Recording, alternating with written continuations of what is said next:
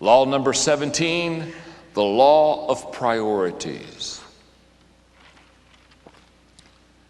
The law of priorities says that leaders understand that activity is not necessarily accomplishment.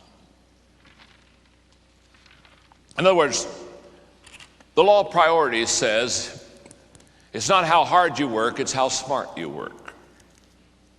The law of priorities says that we either have to evaluate or we're going to stalemate. We have to evaluate what we're going to do or we're going to get stagnant. The law of priorities says that we either going to organize and get our priorities right or we're going to agonize. This is a great law, and I'm going to teach it to you. And of course, if you really want to understand the law, the resource that you want to get there, obviously, is the video, 2-hour video with a 20-page workbook on priorities. I have a whole kit, 2 hours of teaching that is life-changing in helping you understand priorities. But let me for a few minutes teach this law the best that I possibly can. I also explain this law in detail, not only in Priorities, A Pathway to Success, but in my book, Developing the Leader Within You. I have a whole chapter on priorities that will really help you work your way through how to prioritize. But let me break it down for you for a moment, and there's a visual in your notes that'll help you. Pareto says this, that if you get your priorities right on the left-hand column, until number 1 is truly number 1, 2, right on down to number 10 is the least important of the 10. He says, if you do just the top 2, in other words, 20% of what you probably need to do, look across to the next line on production. What he says is you're going to get an 80% return if you just do the top 2 things. And then you can also look and see that if you don't do the top 2, but you do the bottom 8, you're only going to get a 20% return. In fact, this is visual. Just look at this for a moment. If you do the bottom 8 things, you work 4 times harder and you only get a fourth of the return. If you do the top 2 things, you only work a fourth as hard and you get a return that is 4 times. Now, this is a very visual example that says that your job and my job as a leader is to prioritize. You got to prioritize your life. You got to prioritize your programs. You got to prioritize the ministries in your church. You got to prioritize the people in your church. Leaders prioritize. Here's the difference between a leader and a follower. A follower starts out and hopes everything will come out okay. But a leader rises early, thinks through the day, evaluates what's going to happen, and prioritizes his or her life. This morning at 5:20, I'm up in my room, spending time in prayer, looking at these lessons, slowly working through the day so that I can do the best that I can do to give you the laws the best way that I can give you to help them to you. And I ask myself the questions, and I look at the lessons, and I look at the material, and how can I teach it better, and what can I do that will make a difference? And I start my day prioritizing what I need to be doing. Remember, I shared with you in the law of process, I shared with you that the secret of your success is found in your daily routine. Can I tell you something? If I spent the 12 hours with you, one of the things I would find out in 12 hours is how well you prioritize your life. And I want to tell you this, the way you prioritize your life will determine the level of your success. Now, get the picture of a leader. You see, a leader is a steward or a manager of all of the gifts, all of the abilities, all of the opportunities that will be given a congregation. So that leader has to prioritize the people, has to prioritize the opportunities, has to prioritize the giftedness in the congregation. He or she has to continually evaluate, think through, and say, okay, this is number 1. I got to do this first. Then I have to do this next. Now, I'm going to walk you through that in a moment. But before I walk you through that in a moment, let's go back to your calendar for a second. If I went home with you and I saw your calendar, would I see a person that fills their calendar on priorities? And let's back up in front of the calendar for a moment. Do you know what your priorities are? And if you know what your priorities are, Do you fill the calendar with the things that you should be doing? Or do you let people fill your calendar? You see, can I tell you something? If you let people fill your calendar, you're not working on your priorities, you're working on theirs. Now, I'm not trying to be nasty, but leaders don't let people set their agenda. The general of an army doesn't come out to the army about 7:30 in the morning and go through the barracks and say, gang, does anybody have some suggestions today? What do you think? Do you think we ought to attack, or do you think we ought to wait a while? How many, does anybody have an idea? Anybody got, no, can I tell you something? In the war room, the leaders have already figured out the strategy. They don't go out to the privates and ask them if they have a thought for the day. Their responsibility is to have a plan. Their responsibility is to prioritize. Their responsibility is to lead. That's what their job is. So when they go out, they've got a plan. They say, here's what we're going to do. Let's get our forces ready. Let's get our resources ready. Let's get geared up. This is where we're going. Let's go. Now that's what you and I need to do in the priority issues. We have to prioritize our life, and here's why. A leader that cannot prioritize his or her life cannot prioritize the life of their organization. A confused, untidy leader will have a confused, untidy congregation. That's a fact. The Word of God says if you can't govern yourself, you can't govern anyone else. The first job of leadership isn't to lead others. The first job of leadership is to lead yourself. The first job of prioritizing isn't to prioritize my people, it's to prioritize myself. So we start with you. Do you know what your priorities are?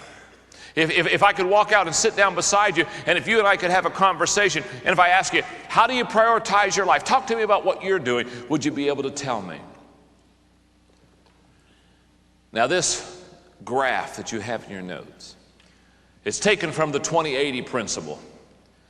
And basically, Pareto, who teaches this principle, or who taught me this principle through his works, Pareto basically says that if you prioritize correctly, if you do the first two things, 20%, it'll give you an 80% return. And the 20-80 principle works throughout your church. Trust me on this. It works throughout your business.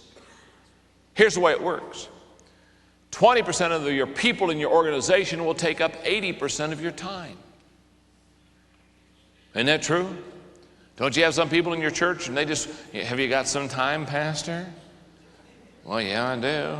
Do you have a day, a week, a month, a year? 20% of the people take up 80% of your time. Trust you, and I can tell you almost always it's the wrong 20%. Your top people, they don't want to take up your time. You know why? Because they don't have any time to take up. They're busy. They got a life. Nothing bugs me more than a person who doesn't have a life trying to steal mine.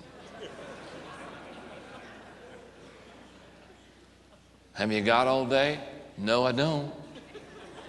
Thank you very much. 20% of the people take up 80% of your time. 20% of the people in your organization will do 80% of your work. 20% of the people in your organization will give you 80% of your profit. 20% of your customers will give you 80% of your profit. I mean, the 20-80 principle, it works in every. 20% of the people in your church will give you 80% of your money. The 20-80 principle, nah, this is kind of bad, but it even works for pastors. 20% of your sermon will give you 80% of your results. If you preach for 30 minutes, you got about 6 good minutes. And your people wish to God you could find it.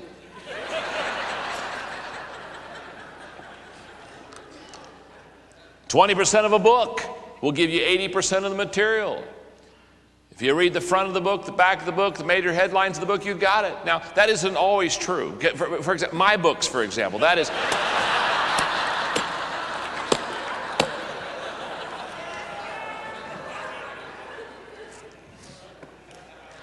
Hey, listen, in church, even when you have dinner on the ground, 20% of the people will eat 80% of the food.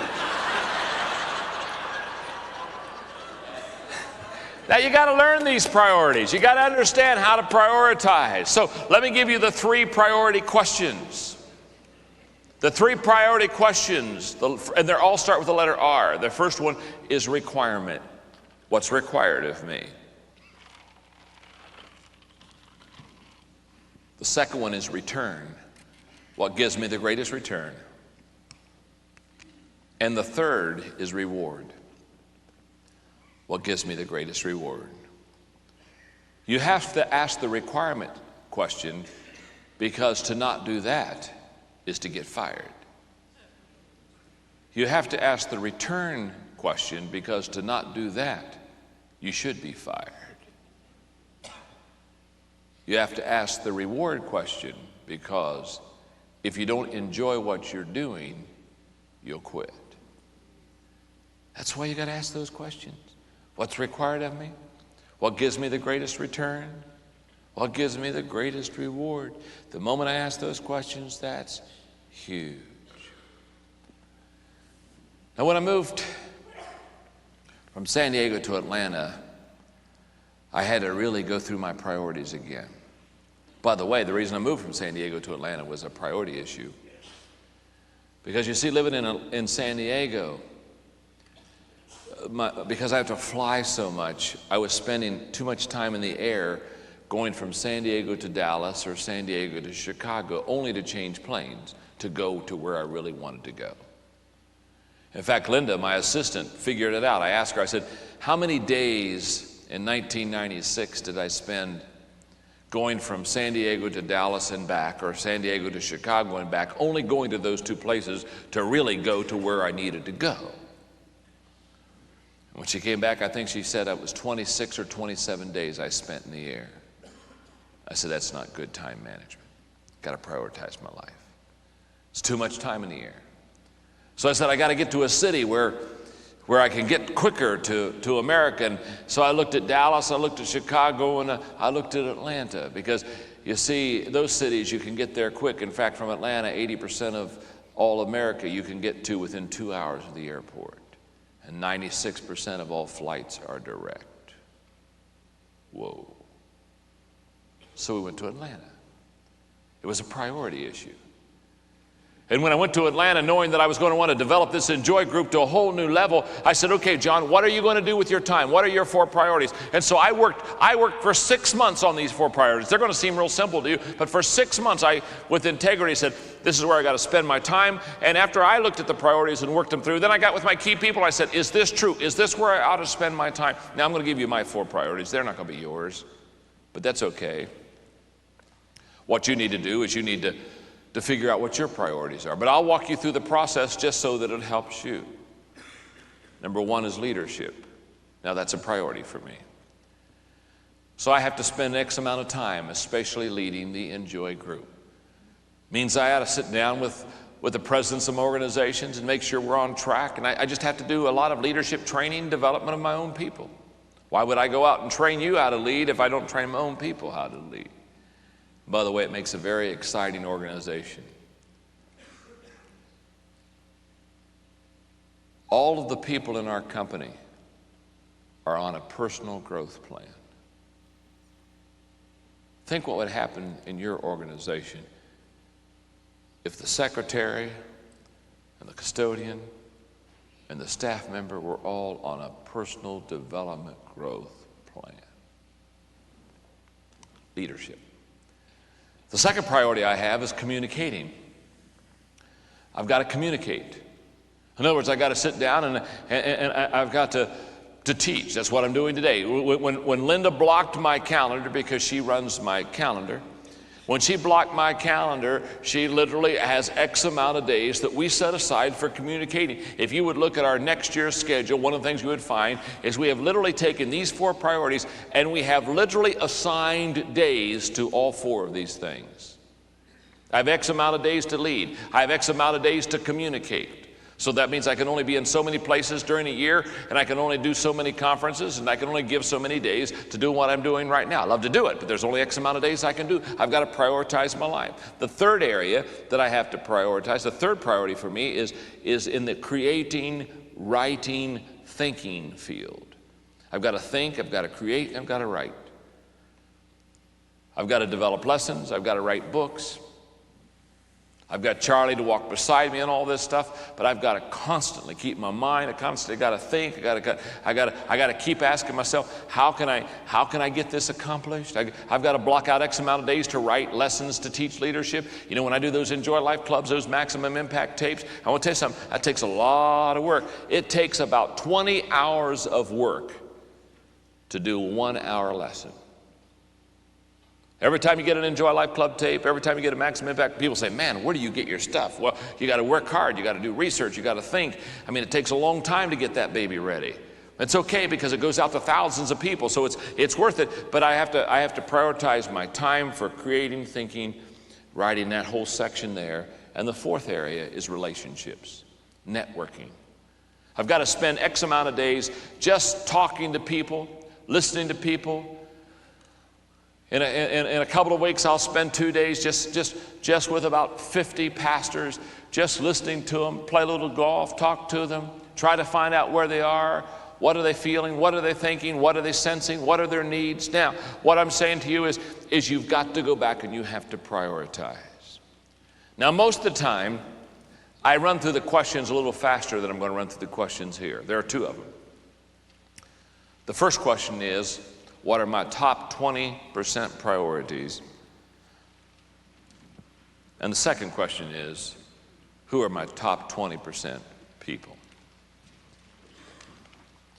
I want to give you an assignment. This is going to take a while. You can't do this today, but I want to give you an assignment. This is another place in your workbook where you put a star or I don't know, whatever you do to take, this is where you fold the page down so you make sure you don't lose this. I want you in the next week to do something that's going to take a few hours. You're not going to be able to do this quickly. In fact, if I probably could really schedule you, I'd ask you to set aside a whole day to do this, because this is going to make you or break you in this law of priorities.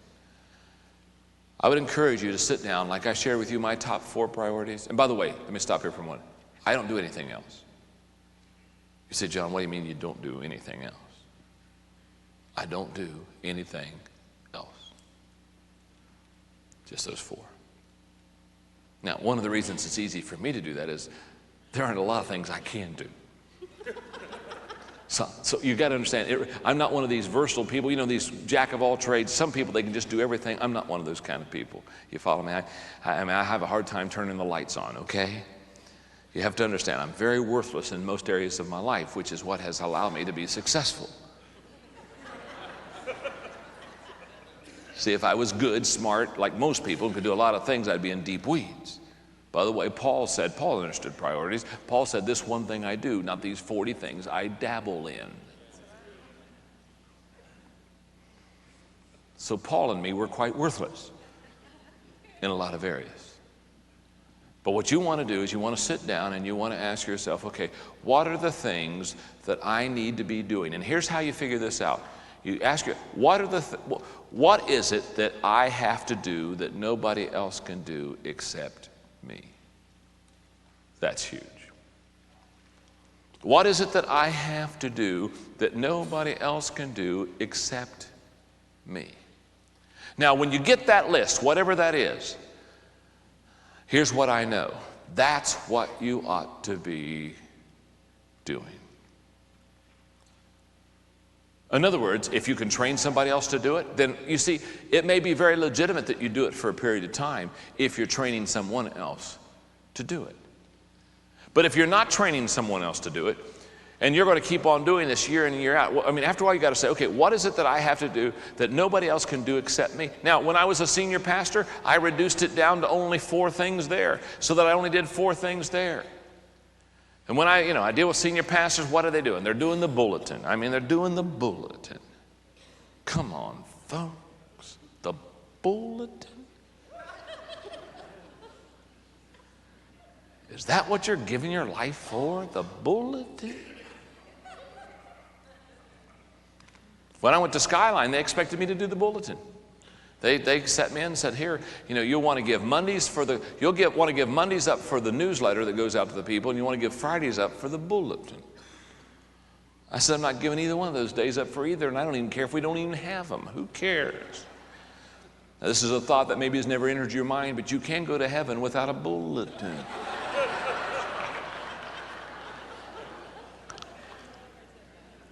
You could have a church service without a bulletin. Now, God may not know when to come in, but that's another issue.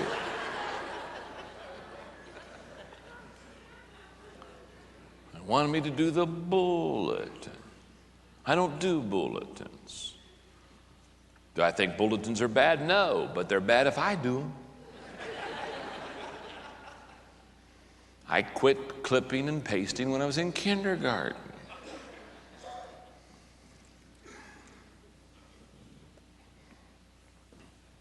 Here's what I believe about priorities. I believe we do a lot of things in our organization, not because they're the most important, but because either that's what we like to do, or at least that keeps us busy so we don't have to do the things that we should do.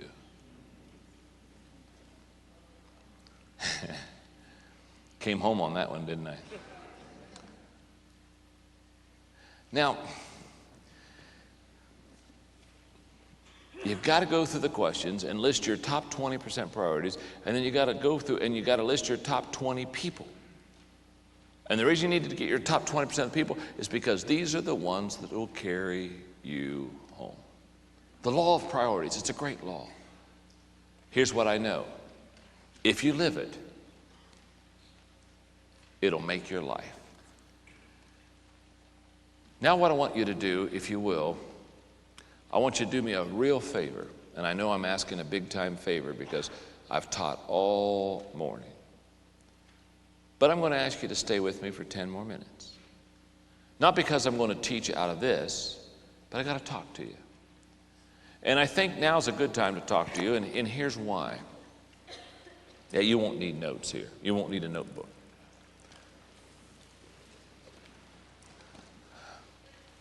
For yesterday and for today, I've been running around and I've been teaching you all kind of laws, and I get always a little bit nervous because I'm afraid that you think that I'm better than I am, and I know who I am, and I know that I'm not.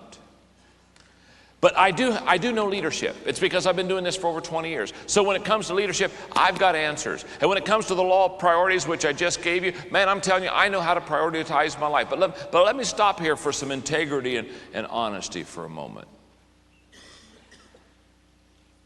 I didn't know how to do this law in the beginning. When I went to my first church in Hillham, I knew nothing about priorities. In fact, if you could have been with me in Hillham, if you could have spent a day with me in Hillham, if you could have spent the 12 hours with me in Hillham, can I tell you what you'd have found? You'd have found a kid that was doing all the things he shouldn't be doing and not doing the things that I should be doing. In fact, you'd have walked away from me at the end of my 12-hour days, and I'll tell you what you'd have said about Maxwell. You'd have said, the guy's never going to make it. That's fact. And I can't teach you leadership without having an integrity with you. Because you see, when you listen to teachers like me that are quick and sharp and got their notes, and I know where I'm going. Folks, I'm sorry, but I'm a very good leader and I know where I'm going. And you listen to me, there's this tendency for you to say, I'm never going to be able to be where he is. I'm never going to be able to get on that level. I'm never going to be able to reach that. And I'm here to tell you, if you knew where I came from, you would be greatly encouraged. Because I didn't have these answers. And when I went to the first church, I didn't do most important things. I've already told you I didn't develop anybody, I didn't disciple anybody, I didn't equip anybody, I didn't train anybody. Worse than all of that, when I went to Hillham, I didn't even lead anybody to Jesus the first year. All I did is try to make people happy. All I tried is to get people to like me. You talk about codependent. Mr. Party Boy just wanted everybody to come around and say, you're doing a great job and we like you well. And so my goal wasn't to get anybody saved. My goal wasn't to develop anybody. My goal was to kind of have a group of people that just like me and I like them. We could be kind of one happy family in Hillham, Indiana. But one day, my earth came crashing down. Because one day I was asked to do something that I didn't know how to do. You See, I had a fellow in my church who asked me to go visit a friend, which I went to the hospitals, I visited friends, and so I went and visited this guy, and I saw this guy. I saw this guy periodically for about 3 weeks. We talked about sports, we talked about all kinds of things. We talked about everything but what we should. You talk about a pastor with his priorities all screwed up. I talked to Jim about everything but the main thing. Oh, I would pray a little prayer. I know those little prayer deals that you kind of at the end say, well, here, let me pray with you. And you hold him by the hand and, oh, God bless Jim, blah, blah, blah, blah, and amen, and you're done. I did that stuff. I'm not talking about that. I'm talking about the fact the man didn't know Jesus. He was lost. I never led him to the Lord. Never talked to him about Jesus. I just went in there and talked about the Cincinnati Reds and had my conversation, did my little pastoral prayer, and I just went around, and about 3 or 4 weeks, one day, I saw him, and I made my other rounds in the Orange County Hospital, and little did I know, but in a few minutes after I left him, all of a sudden, he died. And I got home a few hours later, and Margaret was on the phone. She said, honey, she said, Jim died. I said, you're kidding. I just saw him this morning. Well, he died. Wow. Sisters want to know, will you do the funeral? Well, of course I'll do the funeral. Isn't that what pastors do? Don't pastors do funerals? 2 days later, went down to Brosmer Drabing Funeral Home. He only had 2 sisters, the only surviving relatives, and I went up and I hugged him, and how you doing, and God bless you, and did all that pastor palaver stuff. And then, because it was the custom down there in southern Indiana, I took him to the casket to view the body, first time, and they opened the casket, and there their brother was, and they were crying, and I looked down at him, and all of a sudden, it hits me. The guy's lost. And I did nothing. For the first time in my life, God convicted me of my priorities. And I began to cry. Now, the moment I began to cry, these 2 girls, these 2 sisters, they were so touched. They thought I had a heart for Jim. I didn't have a heart for Jim. I was a convicted sinner, realizing that their brother went to hell because I didn't have my life straightened up. I cried, went home, had the funeral next day, cried throughout the sermon, cried as we went to the burial plot, put him in the ground, cried all the way home. Went home and looked at Margaret and said, my life's a mess, Margaret. My life is all screwed up. And I don't know what I'm going to do about this. But what I know is I've got to get a grip. Happened to be Wednesday night. I said, you got to call and have somebody else do the Bible study. I'm not going to church. I can't go to church. Got to fix this. Oh, my friends. What do I say? What do I say?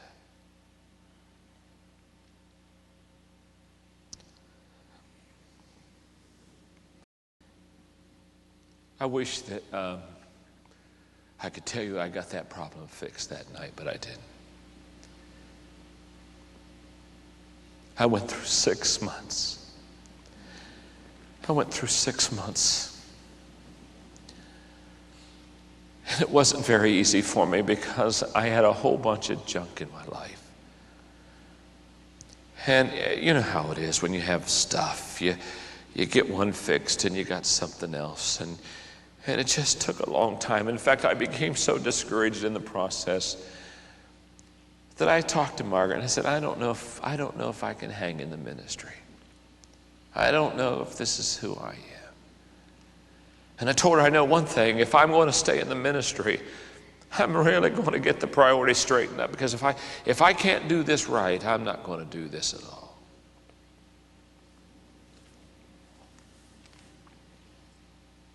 Oh, I had to deal with pride issues. I had to, you wouldn't recognize me. I was a politician. I was one of these lousy, slinky, low-down pastor politicians who, I was always looking for a better church and talking to the right people, and, well, do you think it's going to come open, and do you think I'd have a chance, and can you put a good word in for me?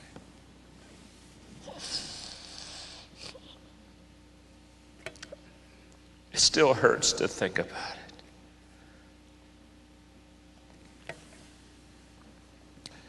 And I'm not wanting to teach experience. That isn't why I'm here. I'll tell you what, for me, one evening, the floor underneath the dining room table, I had one of those God meetings.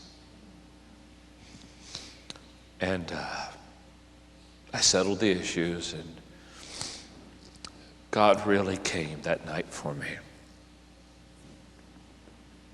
He really came.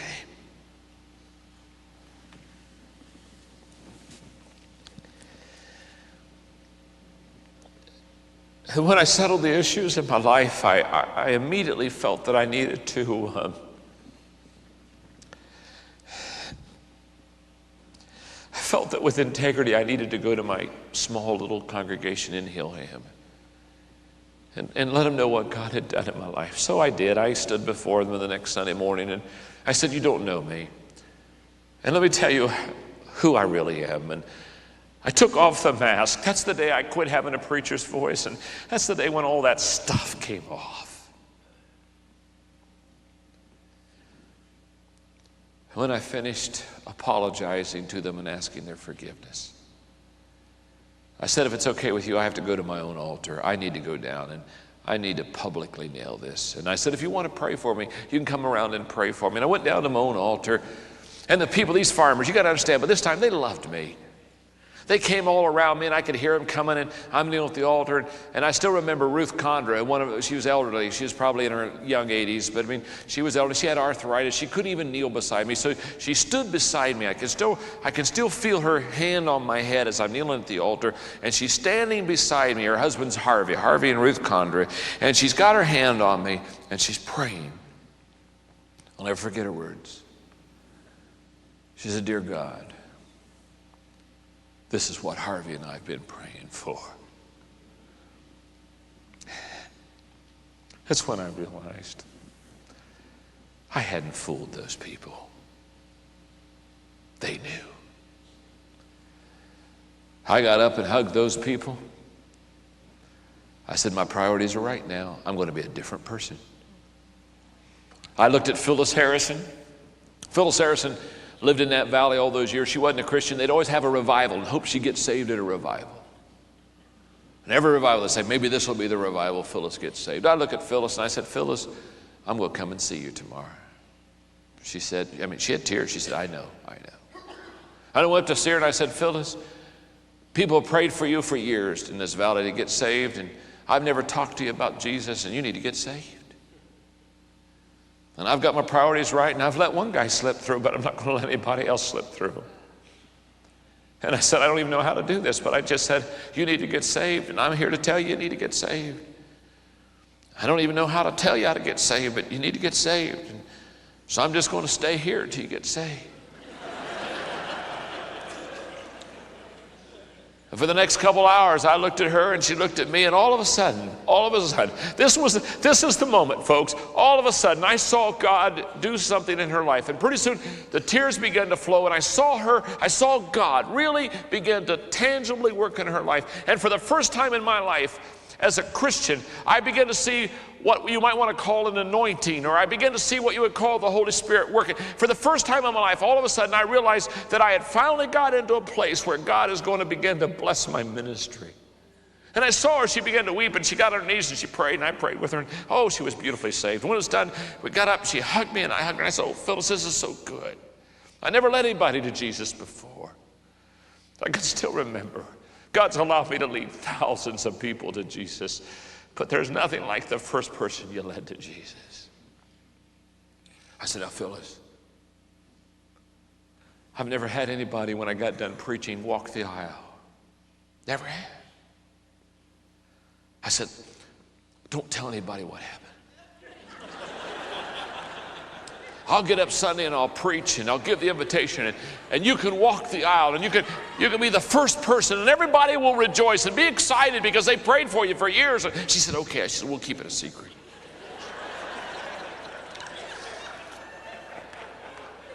About 6 o'clock that afternoon, I'm having dinner with Margaret, and the phone rings, and it's Phyllis. She's crying. She's an old preacher. She said, "I messed up. I said, what happened? She said, well, my husband, John Henry, came home and he took one look at me and said, what happened to you?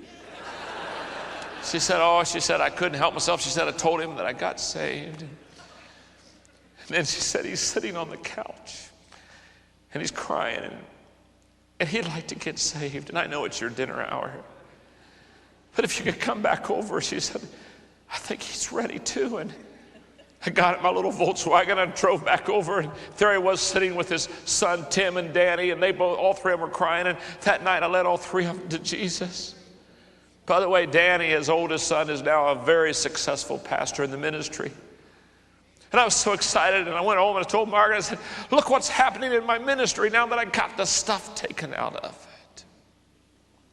The next Sunday morning I preached, and folks, that day when I preached, it was totally different. For the first time, I knew what it was like to preach with a covering and an anointing in my life. For the first time, I knew that my people knew that I had spent time with God. When I gave the invitation, 17 people came forward. And that morning marked my life. It marked my ministry. And I just tell you that, not because I want to tell you experience. I tell you that because I want to give you hope. I want to give you hope, Pastor. Listen to me, layperson. I want to give you hope. You say, well, my life isn't clicking like it needs to click, and I'm not leading like I need to lead. Listen to me, listen to me. If God could do this for me, he can do this for you.